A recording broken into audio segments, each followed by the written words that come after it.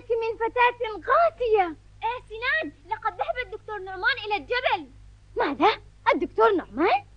أجل، وأخذ معه حقيبة الأجهزة الطبية. ربما هناك مريض في الجبل. ولكن ليس هناك من أحد في مثل هذا المكان. أجل، هذا صحيح. دعونا نذهب ونرى. هيا. حسن، دعونا نذهب.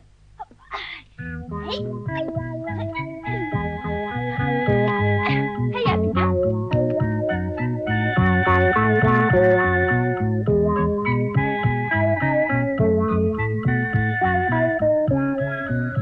سنان، هل رأيت الدكتور نعمان حقا؟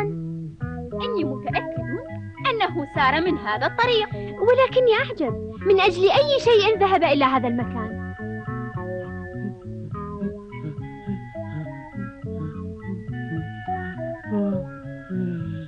طيب، إنه بعيد جدا. إنني أشعر بأني قد أصبحت شيخا كبيرا، والآن سأصل قريبا.